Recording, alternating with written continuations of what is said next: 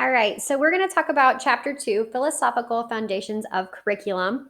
And this goes over how philosophy influences curriculum, the four major types that influence US education, and the differences among those philosophies. So, first off, the chapter goes off to talk about why have a philosophy, and they described it as having or determining the decision, choices, and alternatives for teaching. And it serves as the beginning point and the how to how we're going to be leading our classes as teachers or educators.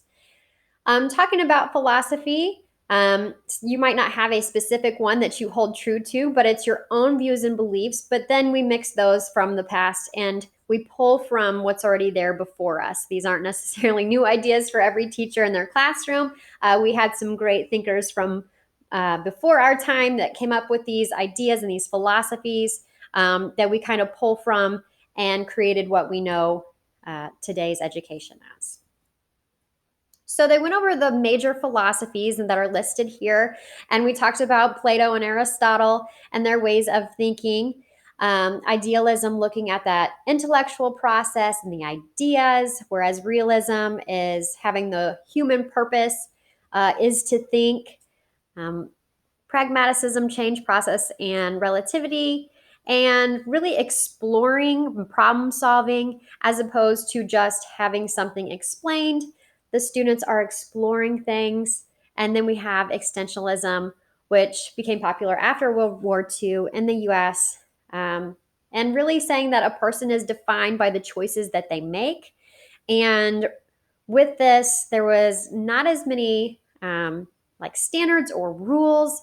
You wouldn't see this as necessarily the norm in a classroom. It looked a little bit different. So then we get to the four philosophies of education that we see in the US. Okay, so we have perennialism, essentialism, progressivism, and reconstructionism.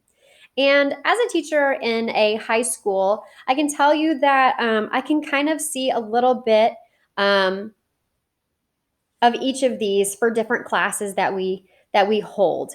And yet we still function as a whole, and we're making sure that everything is equitable, that we're reaching out to all of our students, those with special needs, with language barriers, and making sure that everyone is able to access this education. Going with the perennialism first. So this is kind of improving people and going off those traditional values, making sure that when you leave school that you're leaving as a better human being. Um, so that's what I kind of pulled from that area. Studying great ideas of the past as well. So this kind of took me back to like the English classes that have those books, the literature that maybe even our parents read before us and things like that that are still being passed down. They use the word preserving the best, okay, and bringing those into the education. They aren't lost, and having those still in the classroom. When you get to essentialism, this was talking about how the school's job is the cognition of the students, and they're not to be worrying about the social emotional stuff.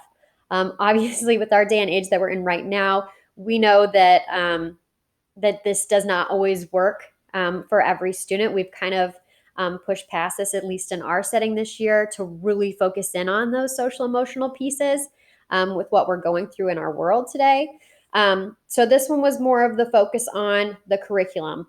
In a normal year, this would be some of our kind of our higher honors math classes where you come in, the teacher gives you the notes, here's your homework, take the test, repeat. Okay, and there's not a lot of fancy fluff.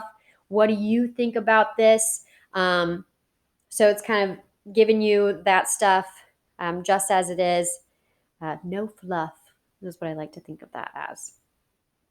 Progressivism, looking at democracy and how it goes with education, how to think, less teacher leading in the classroom, more student choice, and their choices playing a role in how they're choosing to learn.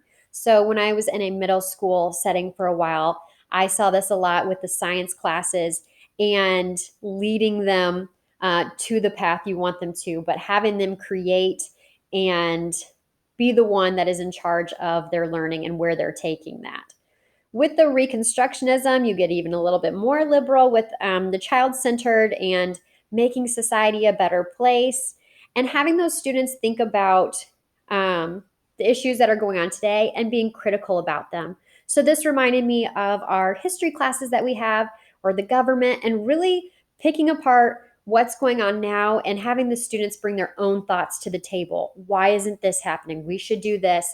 And having that rich discussion in history class about those things. So, like I said, we can kind of see these throughout the school and being able to work together. And really, my kind of conclusion from this is that all of these have a certain value to them. And when you can get them to work together, or have a student that's bouncing around and getting the perennialism kind of style in their English class, but then the essentialism and maybe a math, they can find their own path to learning. As we know, every person is different, learns different, thinks different. And I think just having the mix of this will truly help them succeed and kind of find their path. So it's good to have teachers um, that kind of mix or have their own philosophies mixed in with the ones that we've been passed down from ages before us. For myself, I kind of tend to land in the progressivism kind of area, trying to get the students to think for themselves. But yet, I know too, working in a special education math setting, sometimes it's hard to create those thoughts, and I end up being a little bit of the essentialism after I get the feelings and how's everybody doing. Let's work together. Then I kind of go through with this is our material, and giving them the formulas and then working with it, as opposed to coming up with those things on their own, which is something to strive towards as a teacher. So that's our wrap up on chapter 2, and I will see you next for chapter 3.